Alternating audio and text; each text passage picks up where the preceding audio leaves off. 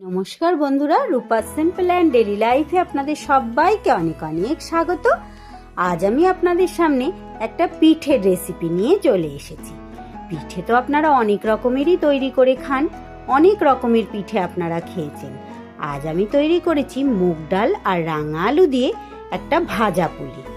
অন্য দিনের মতো আশা করছি আজও আপনাদের এই রেসিপি খুবই ভালো লাগবে। দুর্দান্ত লোভনীয় স্বাদের এই পিঠের রেসিপিটি আজ আমি আপনাদের সামনে শেয়ার করতে চলেছি। কাছে দূরে যে যেখান থেকে দেখছেন, নতুন আর পুরনো সব বন্ধুদের আমার অনেক অনেক ভালোবাসা। নতুন যারা এসেছেন প্লিজ বন্ধুরা আমার চ্যানেলটা সাবস্ক্রাইব করে আমার পাশে থাকুন। তাহলে চলুন শুরু করা যাক। অন্য দিনের মতো আজও যদি ভালো লাগে অবশ্যই ভিডিওর শেষে একটা লাইক কমেন্ট করে দেবেন বন্ধুরা। দেরি না করে শুরু করা যাক আজকের রেসিপি। এখানে আমি 1 কাপ মুগ ডাল নিয়ে নিয়েছি। ডালটা কিন্তু আমার আগে থেকে শুকনো খোলায় ভাজা আছে। এবার এটাকে আমি খুব ভালো করে জল দিয়ে ধুয়ে নেব। এটা 150 গ্রাম ডাল কিন্তু আমার আছে। সোনা মুগের ডাল, খুব বেশিক্ষণ সিদ্ধ হতে লাগবে না। এদিকে গ্যাসে আমি কিন্তু কড়াই বসিয়ে 3 কাপের মতো জল দিয়ে দিয়েছি। জলের পরিমাণটা প্রথমে একটু কমই দিতে হবে, লাগলে আবার পরে দেয়া যাবে। তার কারণ ডালটা তো একদম শুকনো শুকনো করে সিদ্ধ করব, সেই জন্য জলের পরিমাণটা একটু কিন্তু কমই রাখতে হবে। ডালটাও পুরোপুরি সিদ্ধ হয়ে যাবে, আবার জলটাও কিন্তু শুকিয়ে যাবে। সেই আন্দাজে জলটা আপনারা দেবেন। না সোনা মুগ ডালটা যেহেতু আমি নিয়েছি এখানে, সে তাড়াতাড়ি সিদ্ধটাও হয়ে যাবে। ডালটা সিদ্ধ হতে হতে আমি এখানে 200 গ্রাম রাঙা আলু বা মিষ্টি আলু আমি কিন্তু প্রেসার কুকারে 3টে সিটি মেরে সিদ্ধ করে নিয়েছি। এই রাঙা আলুটা খোসা ছাড়িয়ে গ্রেট করে নেব। দেখুন বন্ধুরা, এইভাবে কিন্তু আমি রাঙা আলুটা গ্রেট করে নিয়েছি। এটা চাইলে আপনারা কিন্তু হাত দিয়ে চটকেও নিতে পারেন, আবার একটু ভালো করে চটকে নিলেই কিন্তু হয়ে যাবে। যদি খিচ থাকে সেই জন্য আমি হাতে চটকালাম না, আমি কিন্তু গ্রেট করে নিয়েছি। এদিকে দেখুন ডালটাও আমার কিন্তু 10 মিনিটে কতটা সিদ্ধ হয়ে গেছে।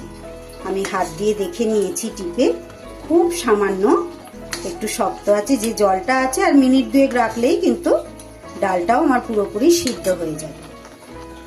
ডালের জলটা কিন্তু আমার পুরোপুরি শুকনো হয়ে গেছে। সেই সাথে দেখুন ডালটাও কিন্তু সিদ্ধ হয়ে গেছে। এবার আমি গ্যাস বন্ধ করে দিলাম। এবার এটা পুরোপুরি ঠান্ডা করে নিয়ে ফিরে আসছি।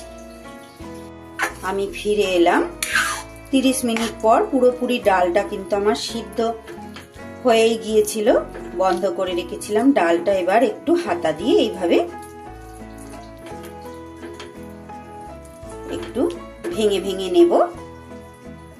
সুন্দর করে কিন্তু আমি হাতা দিয়ে ডালটাকে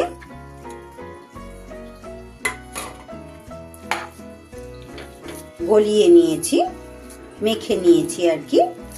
এবার এই রাঙা আলুটা দিয়ে দিলাম, গ্রেট করা রাঙা আলুটা। এইবার এর মধ্যে কিছু উপকরণ আমি মিশিয়ে দেব। দিয়ে দিচ্ছি একটু পরিমাণ মতো নুন। গ্যাস কিন্তু আমার বন্ধ করা আছে বন্ধুরা। এবার হাফ বাটি মতো ময়দা নিয়েছি, হাফ বাটির অর্ধেকের একটু বেশিটা দিলাম। আর ওই বাটিরই হাফ বাটি সুজি নিয়েছি, এটারও অল্প একটু রেখে দিয়ে দিলাম। এবার সবকিছু খুব ভালোভাবে মেশাবো। যদি প্রয়োজন হয় এখানে আবারও কিন্তু আমি ময়দা আর সুজি অ্যাড করব। এবার সুন্দর করে এটাকে মাখিয়ে নেব। এই ময়দা আর সুজির জায়গায় কিন্তু বন্ধুরা আপনারা চাইলে চালের গুঁড়ো দিতে পারেন। সেক্ষেত্রে কিন্তু ডালটা গরম অবস্থায় আপনাদের চালের গুঁড়োটা দিতে হবে। আমি যেহেতু ময়দা আর সুজি দিচ্ছি তাই ডালটাকে ঠান্ডা করে নিয়ে কিন্তু দিচ্ছি। বাকি ময়দা আর বাকি সুজিটাও কিন্তু আমি এর মধ্যে দিয়ে দিলাম। এবার খুব ভালো করে এটা মিশিয়ে নেব। কড়াই থেকে কিন্তু আমি এটা এবার একটা থালায় তুলে নিয়েছি। ডোটা একটু এরকম নরম আছে, এর চেয়েও বেশি শক্ত করতে গেলে আরো বেশি ময়দার পরিমাণ দিতে হবে, সেক্ষেত্রে কিন্তু খেতে ভালো হবে না। আমি আগে থেকে এখানে একটা নারকেলের হাফ নারকেলের এখানে আমি পুর তৈরি করে রেখেছি। এর মধ্যে খেজুরের গুড় আর সামান্য একটু খোয়া ক্ষীর দিয়ে আমি পুরটাকে তৈরি করে রেখেছি। পুরটা আর আপনাদের দেখাইনি। এবার আমি যেটা করব, অল্প অল্প পরিমাণ এখান থেকে নিয়ে একটু ময়দা হাত করে করে নেব, নিয়ে এইভাবে পাকিয়ে বাটির আকারে, ছোট ছোট বাটির আকারে, ছোট বড় আপনারা যেরকম সাইজের পছন্দ করবেন এর মধ্যে কিন্তু আমি পুর ভরে দেব। দিয়ে এবার আপনারা পুলিরও আকার দিতে পারেন, গোল গোল আকার দিতে পারেন, লম্বাটে আকার দিতে পারেন, যেমন ইচ্ছা তেমন ভাবে এভাবে আকার দিয়ে দেবেন।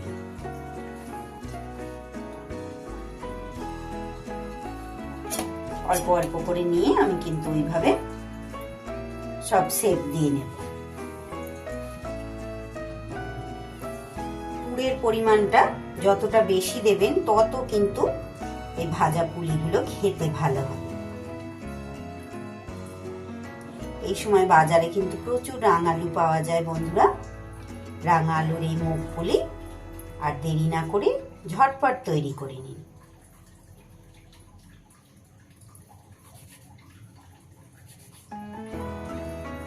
বেরিয়ে যাতে না যায় সেইভাবে একটু মুখটা আটকে দিলেই হবে।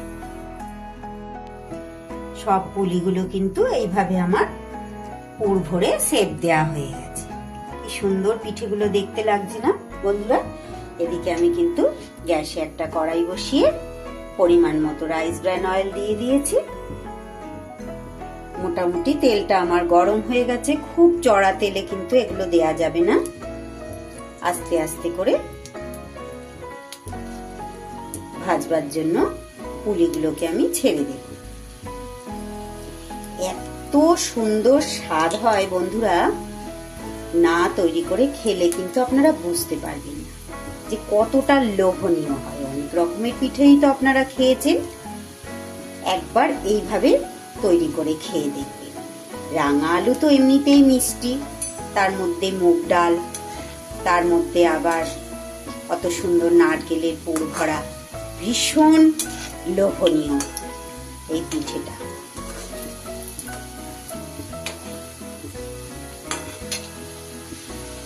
আস্তে আস্তে দেখুন বন্ধুরা বাদামি রং ধরছে। আমি কিন্তু মিডিয়াম আঁচে এগুলো আস্তে আস্তে করে নাড়িয়ে চাড়িয়ে ভেজে নেব। কি সুন্দর ফুলে বড় বড় হয়ে গেছে দেখুন।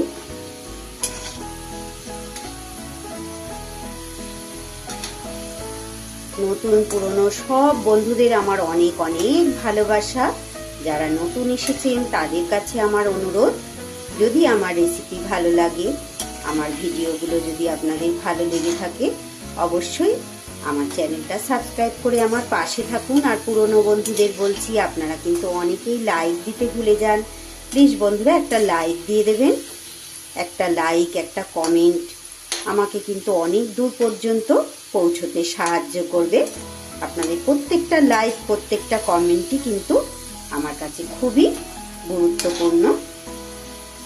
আরও একটু লাল লাল করে ভেজে নেব, তাহলে বেশি মুচমুচে হবে। আপনারা কিন্তু ভাজার পর চাইলে এটা চিনির রস করেও আপনারা রসেও ভিজিয়ে নিতে পারেন।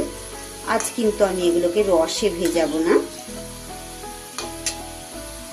এইভাবে ব্রাউন কালার করে এগুলো আমি তুলে নিয়েছি।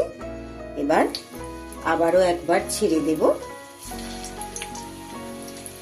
বাচ্চা বড় সবাই কিন্তু ভীষণ খুশি হবে এই পিঠে যদি পায়। আবারও কয়েকটা আমি ছেড়ে দিয়েছি।